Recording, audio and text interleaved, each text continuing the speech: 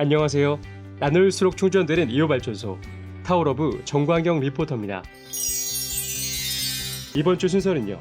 세계 위클리 섹스 뉴스부터 펀파란 섹스 리포트입니다. 과연 어떤 내용일지 지금부터 저와 함께 들어보시죠.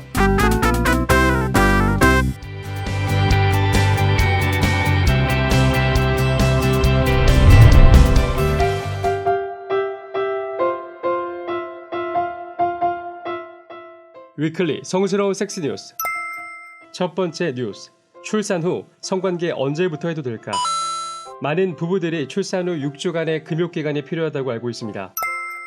출산 후 회복기간이 필요하다는 것인데요. 그러나 최근 미국 퍼듀대 연구 결과에 의하면 산후 성관계를 하는데 적기는 없다고 합니다. 와우. 연구팀은 사우스 캐롤라이나의 여성 70명을 대상으로 성건강과 관련한 문제에 대해 물었습니다. 여성들은 출산 후 성관계를 재개하는 것을 막는 많은 요소들이 있다고 말했습니다. 예컨대 고통과 불편함, 육아로 인한 피로, 정신적인 준비 등이 있다는 것이죠. 그러나 연구팀은 왜 굳이 6주나 기다려야 하는지에 대한 명확한 근거를 찾을 수는 없었다고 밝혔습니다. 여성들은 의사가 그렇게 말했다, 상처가 아무는데 그 정도의 시간이 필요하다고 알고 있다고 답변했습니다. 연구의 주요 저자인 안드레아는 산후 경험은 사람마다 다 다르다고 말하고, 난산을 한 사람은 6주가 너무 이르다고 생각할 수도 있고 순산을 한 사람은 2주 만의 관계가 가능할 수도 있다고 설명했습니다. 연구팀은 6주라는 시간이 정설로 굳어진 것은 그것이 일반적인 산후 정기검진 일정과 맞물려 있기 때문인 것으로 추측했는데요. 그러나 미국 대학병원 산부인과들과 여성건강관리 관련 단체들은 최근 산후관리 지침을 개정했습니다. 산후 6주 후에 정기검진을 받도록 했던 것을 3주 이후 초진, 12주 이전 재검을 받도록 권고하고 있습니다. 로잔 감리병원 산과 의사도 왜 6주설이 굳어졌는지 모르겠다면서 여성들은 자기가 준비됐다고 느낄 때 성관계를 시작하면 된다고 말했습니다. 또 출혈이 있지 않으면 관계를 시작해도 된다고 말하고, 출혈은 자궁 내막이 완전히 회복되지 않았다는 것을 의미한다고 설명했습니다. 이 연구는 문화, 건강과 성생활에 실렸습니다.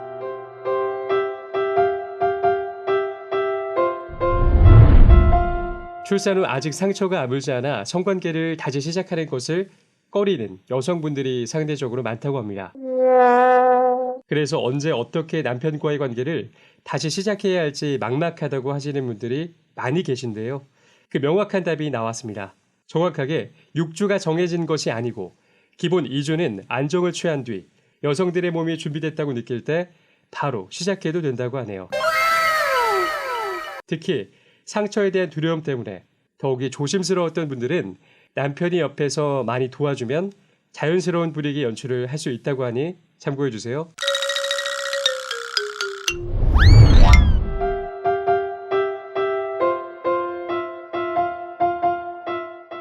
두 번째 섹스 뉴스입니다. 폐경 호르몬 치료, 사망률 41%까지 낮춘다.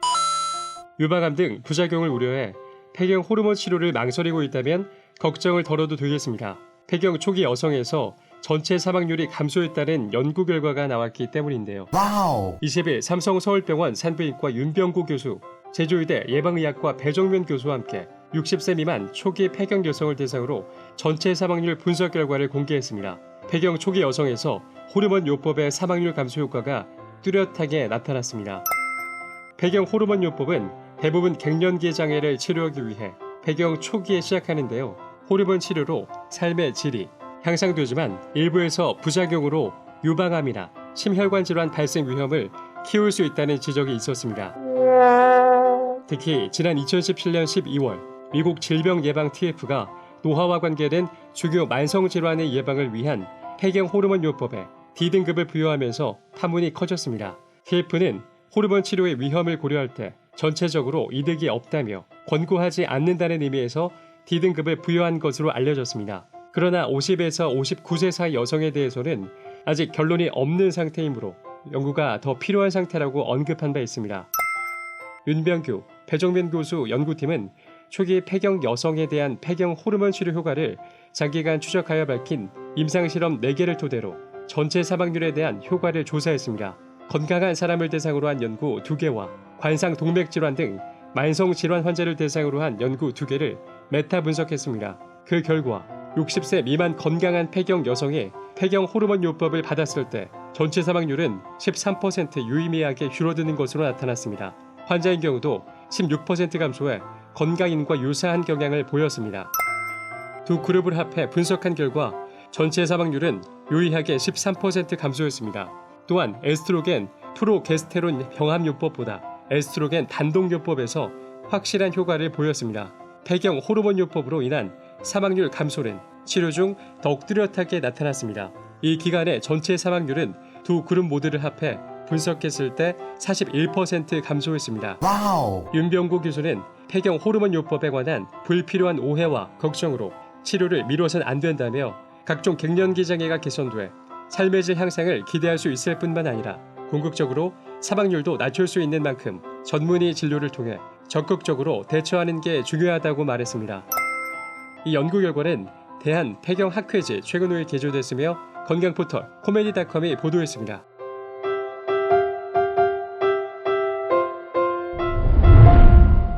부작용을 우려해서 폐경기 호르몬 치료를 받기 꺼려하시는 분들에겐 희소식인 뉴스였습니다. 특히나 우리나라의 교수님들께서 연구하신 자료이기에 신뢰성이 더 높아지는데요. 실제로 광포터의 어머니도 요즘 폐경이 시작돼서 열도 많이 나고 감정 기복도 심해져 불안하다는 말씀을 많이 하시는데 오히려 폐경기를 얼른 치료해서 폐경기뿐만 아니라 심혈관 질환까지 예방해야겠습니다. 타오로브 가족분들 중에서도 폐경기가 아직 오지 않은 분들도 계실 테지만 나뿐만 아니라 우리 가족, 지인들을 위해 좋은 기사를 공유해 주시면 좋을 것 같네요.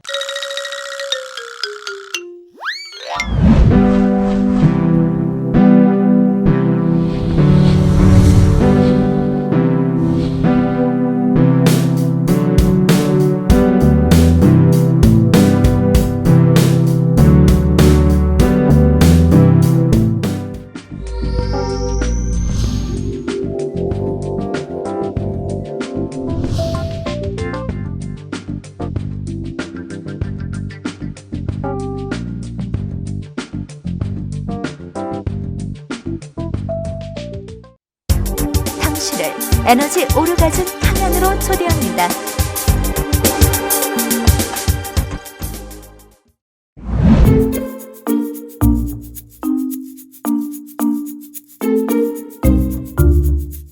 광포터의 펀펀한섹스 리포트. 첫 번째 펀펀 리포트. 정액의 또 다른 용도 4가지 2편. 남성의 몸에서 배출되는 정액, 단순히 성관계를 위해서만 존재할까요? 정액은 다른 용도로도 많이 쓰인다고 합니다. 주 광포터도 조사하면서 논란 정액의 또 다른 용도 4가지 1편에 이은 2편을 준비해봤습니다. 귀를 쫑긋 세우고 집중하세요. 첫째, 훌륭한 단백질 공급원. 영화 섹시공 중 주인공이 프라이팬에 익어있는 정액을 모르고 먹는 장면을 기억하시나요? 다음은 정액을 재료로 이용하는 요리책 천연 수학의 서문입니다. 정액은 영양분일 뿐만 아니라 놀라운 요리 재료다.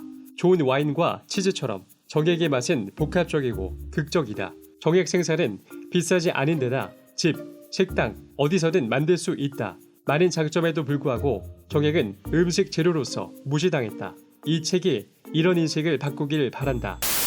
둘째, 배란 촉진. 2002년 캐나다의 서스캐처원 대학팀 연구 결과 정액 속 단백질은 배란을 촉진했습니다. 정액이 여성의 시상하부와 뇌하수체 내분비샘을 자극하기 때문입니다. 셋째, 임산부에게 좋은 임신 중독증 치료.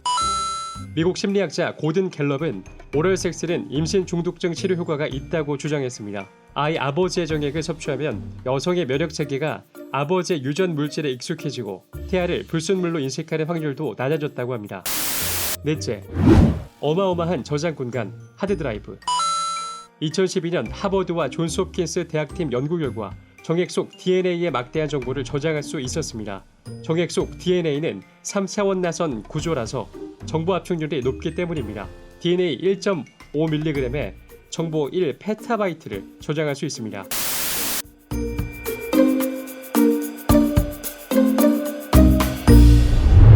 정액의 또 다른 용도 2편으로 준비한 펀펀 리포트였습니다. 남자의 정액은 사실 배출하고 나면 휴지로 닦여 버려지거나 아니면 냄새가 난다고 해서 하찮게 여겨지는 경우가 많이 있었는데요. 정액의 용도가 1편에 이어 2편까지 아주 다양하게 있으니 참 신기합니다. 특히 배란을 촉진시키고 임신 중독증을 치료해 주는데 정액이 좋다고 하니 참고하시면 좋을 것 같네요.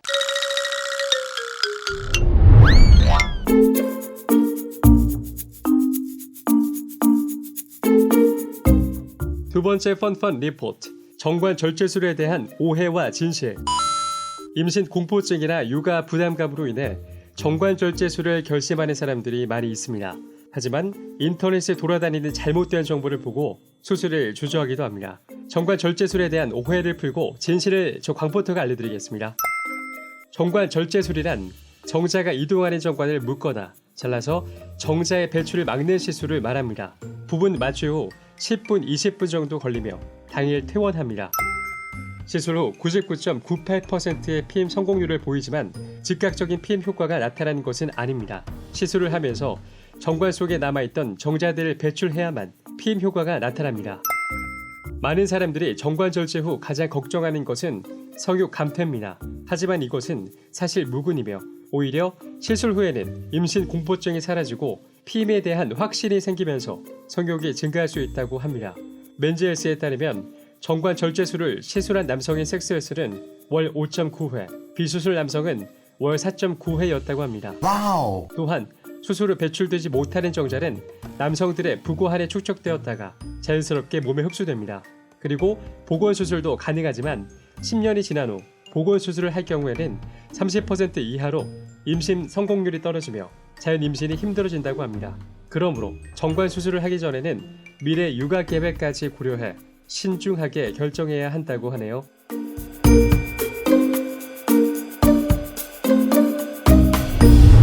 요즘 4050 세대뿐만 아니라 젊은 세대의 친구들까지 번지고 있는 정관 수술에 대한 기사였습니다.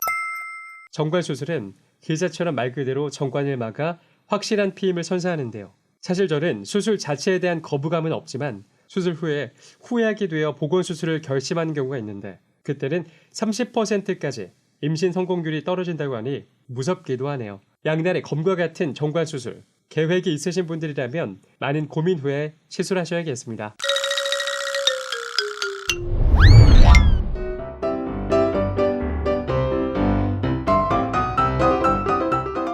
제가 오늘 전해드릴 얘기는 여기까지입니다. 그럼 우리나라 모든 성인들이 자유롭고 행복한 섹스를 하는 그날까지 저희 섹스 리포팅은 계속됩니다. 그럼 다음 주에 만나요. 제발.